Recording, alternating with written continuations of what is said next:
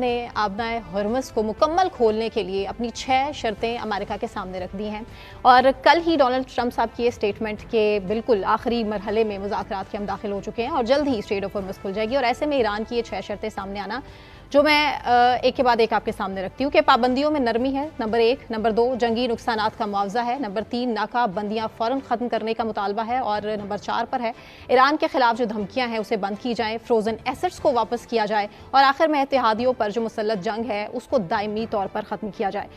कैसे देख रहे हैं अब्दुल्ला साहब, आपको लगता है कि फ्लेक्सिबिलिटी ईरान शो करेगा इन शराइत को लेकर?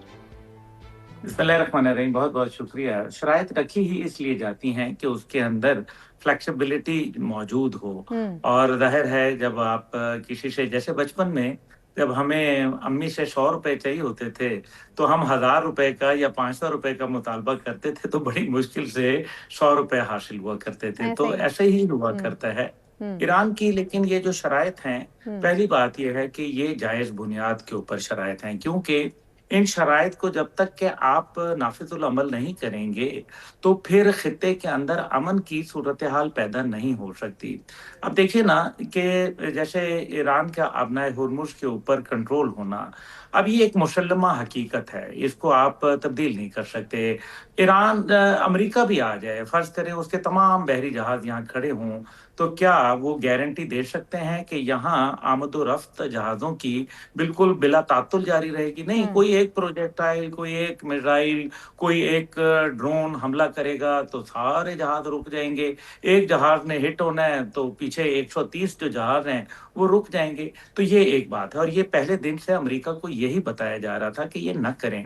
अब ये जो शराइत हैं, ये जो 14 नुकात आपको याद हैं, वो एमओयू के एमओयू के 14 नुकात के almost they are the same, they are the same कि एग्जैक्टली। आप उनका जो आमद और रफ्त है उसको जारी रखने के लिए आपको उनके ऊपर से पाबंदियां नरम करनी पड़ेंगी, आपको नॉर्थ रूट जो है वो इस्तेमाल करना पड़ेगा।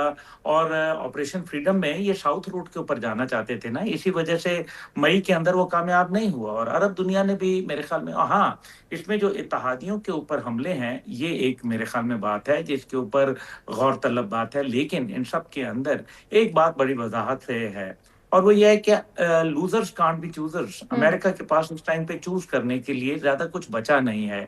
दुनिया के अंदर प्रेशर आ गया, अरब दुनिया के अंदर नई सफबंदी होना शुरू हो गई। उसका एक आपने शाशाना मक्का मुआहदे के हवाले से देख ही लिया। तो इससे वजाहत से हमें ये दिखाई दे रहा है कि अमेरिका अब इस पोजीशन में नहीं है कि वो आके अपनी शराइत मनवाए।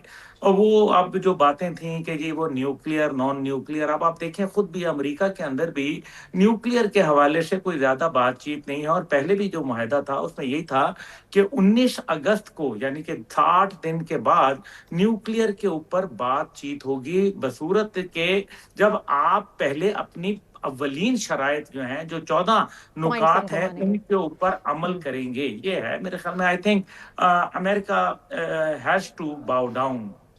अब्दुल्ला साहब, जो मुझे एक पॉइंट अभी तक एक कन्फ्यूजन जो क्रिएट कर रहा है कि इत्तेहादियों पर जो मुसल्लत जंग है उसको ख़त्म किया जाए, इस पर रिजर्वेशन हो सकती है अमेरिका को और उसकी सबसे बड़ी जो रीज़न है वो इजराइल है। इजरायली लॉबी जो नहीं चाहती है कि पीस की तरफ मामलात आगे बढ़ें।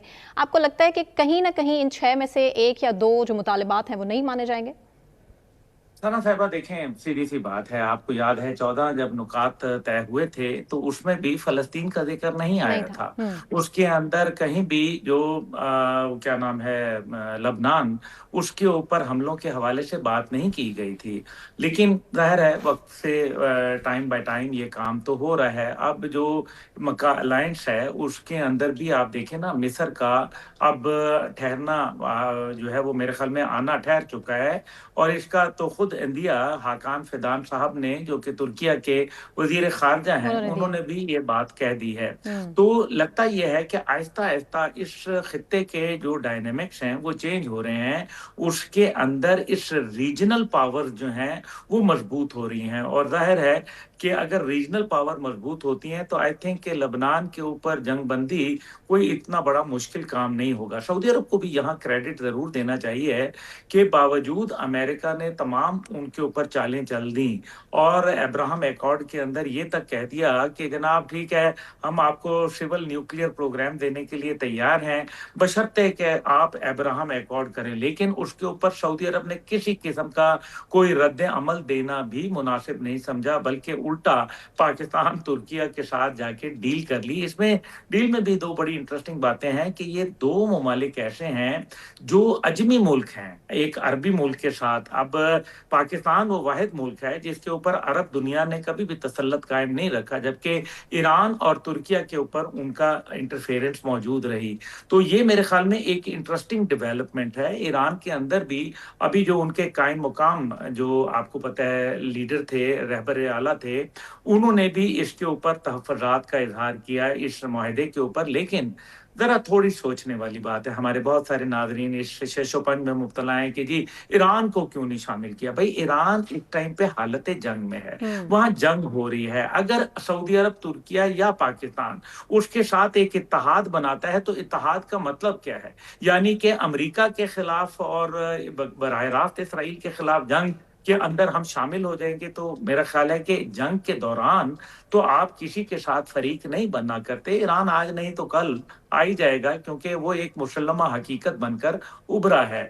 तो ये जो आपने बात कही कि जो इसमें शर्त है कि जैसे हूतियों के ऊपर मामलात हैं, तो ये अब इंडिपेंडेंट भी तो हैं। हम ये समझते हैं कि ये ईरान की इत्तेहादी हैं, या अंग्रेजी में जो वो लोग कहते हैं मगरब वाले कि ईरान की प्रॉक्सीज हैं। तो आपको मालूम है ना कि मुकम्मल उनका जो प्रॉक्सीज होती हैं उनको आप कंट्रोल नहीं कर सकते। छोटा मोटा तो आप उनके साथ ले दे कर सकते हैं, ज्यादा जब आहिस्ता आहिस्ता बच्चे आपके बड़े जब हो जाते हैं तो आप अपने बच्चों को कंट्रोल नहीं कर सकते, तो आप कैसे इत्तेहादियों को कंट्रोल करेंगे। अब्दुल्ला साहब, मक्का जॉइंट डिफेंस पैक्ट की आप बात कर रहे हैं और इसमें देखा जाए तो पाकिस्तान एटॉमिक पावर है प्लस मैन पावर है, इसके अलावा Saudi Arabia financial power, Turkey को देखें तो डिफेंस प्रोडक्शन है, नेटो का जो रिलेशन है टर्की के साथ वो हमारे सामने है, और जैसे टर्की ने आपने भी इशारा किया इस तरफ कि हो सकता है आने वाले दिनों में इजिप्ट भी इसका हिस्सा बन जाए। ईरान के हवाले से है बहुत ज़्यादा तशवीश पाई जाती है और ईरान की स्टेटमेंट ऐसे में कि इस कागजी जो मुआहदा है उससे सऊदीया को फ़र्क बिल्कुल जो है उस तरह से नहीं ये तहफ़्फ़ुज़ दे सकता, क्योंकि इससे पहले भी हमने देखा है माजी में ना सिर्फ सऊदीया, दूसरे दीगर जो गल्फ़ ममालिक हैं उन्होंने भी अमेरिका के शेल्टर के बाद हमने देखा कि क्या है, ना सिर्फ गल्फ़ ममालिक में भी बल्कि पूरी दुनिया में एक कन्फ्यूजन तो हमारे सामने है, इंस्टेबिलिटी की शक्ल में हमने देखा कि सूरत हाल हमारे सामने आ चुकी है। तो आपको लगता नहीं है कि आने वाले टाइम में इस पैक्ट को जल्द अज जल्द दीगर मुस्लिम ममालिक को भी ज्वाइन करना पड़ेगा? ऑप्शन नहीं है इसके अलावा। देखिए बेटा, मकसद ये है कि इस टाइम पे आप देख लें कि ईरान के अंदर भी एक सोच तो मौजूद है। लड़ाई कर ली, एक लड़ाई वो 47 साल से इंतजार में थे कि एक लड़ाई अमेरिका और इजराइल के साथ होगी, हो गई। अब तबाही भी बहुत हुई, इसमें भी कोई दूसरी आरा नहीं है। लेकिन क्या ईरान की कौम का जीने का हक नहीं है? क्या वहां सुकून और शांति उनको नहीं चाहिए? बिल्कुल चाहिए उनको। और उनको ये भी मालूम है कि जो अब उनको वक्त के साथ समझ आया कि अरब दुनिया में जो अड्डे मौजूद थे, जिसमें से 27 में से 17 को वो अल्हम्दुलिल्लाह निस्तो नाबूद कर चुके हैं, तो वो ये देख रहे हैं कि अगर ये अड्डे वहां मौजूद हैं तो क्या अरब दुनिया जो छोटे छोटे कई मुल्क हैं जिनके पास इतनी तवानाई नहीं है कि वो अमेरिका का हाथ पकड़ के रोक सकें। सऊदी अरब ने, आप देखिए ना, कि ऑपरेशन फ्रीडम में हिस्सा नहीं बने, अपनी सरजमीन को इस्तेमाल नहीं होने दिया, अपनी फजाई हदूद को जहां तक मुमकिन हुआ उन्होंने इस्तेमाल नहीं होने दिया। तो ये चीजें अब क्या ईरान एक नया कॉन्फ्लिक्ट जोन पैदा करना चाहेगा? मेरा नहीं ख्याल। ईरान के लोग बड़े समझदार हैं। और क्या अरब दुनिया ईरान के खिलाफ एक इत्तेहाद कायम करेगी जबकि उन्होंने देख लिया कि अमेरिका और इजराइल उनका कोई बाल भी बाका नहीं कर पाए? तो ये वो तमाम चीजें हैं जो अरब दुनिया और अजम दोनों को ये समझ आ चुकी है कि हम असल में एक दूसरे के दुश्मन न थे, न हैं और न रहेंगे, बल्कि हमारा दुश्मन वही है जो लाडली रियासत है और वही चाहती है। क्योंकि ईरान ने तो कभी ये नहीं कहा ना कि ग्रेटर ईरान का नक्शा मैं बनाऊं, तो ग्रेटर इजराइल का नक्शा तो वो बनाते हैं ना सऊदी अरब, और जो तुर्किया के इलाके हैं वो तो इजराइल ने साथ रखे में है और उनकी पुष्टपनाही पे अमेरिका बैठा हुआ है। तो इसलिए उनको भी ये समझ आ गया कि अमेरिका की छत्तर छाया सरमाया जो थी वो उनके लिए नाकाफी थी। वो जो डिफेंस मैकेनिज्म था वो उसने बजाय रहमत के वो उनके लिए रहमत बना रहा। ये वो तमाम चीजें हैं जो कि मैं नहीं समझता कि आने वाले वक्तों में कोई कॉन्फ्लिक्ट ऐसा पैदा किया जाएगा। गो के मुझे इसमें अंदाजा है कि कोशिश ये की जाएगी कि मुसलमान दुनिया को डिवाइड किया जाए। लेकिन एक चीज मैं आपको गुजारिश कर दूं कि कतर हो गया, बहरीन का भी अगर आप गौर करें, जब बहरीन के अंदर उनकी लीडरशिप के खिलाफ बाकायदा अवाम सड़कों पर आ गए थे, तो सऊदी फोर्सेस जब तक वहां नहीं पहुंची थी तो हालात उनके कंट्रोल में नहीं आए थे। इसलिए बहरीन को मालूम है कि उनके पास और ऑप्शन नहीं है इस मुआहदे को ज्वाइन किए बगैर। दूसरा, इसके अंदर मुल्क आ गया आपका कतर आ गया, जो पहले ही हमेशा इस के साथ आपको पता है तमाम प्रोसेस के साथ जुड़ा रहा।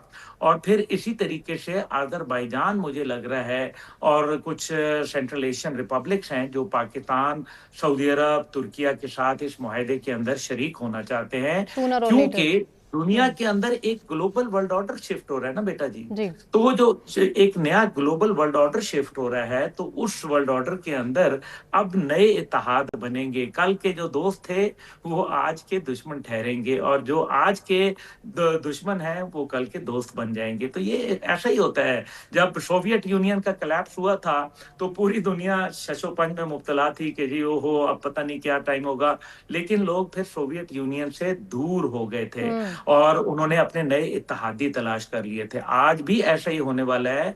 अमेरिका एक डूबता हुआ सूरज है और इंशाल्लाह पाकिस्तान एक तलू होती हुई सुबह।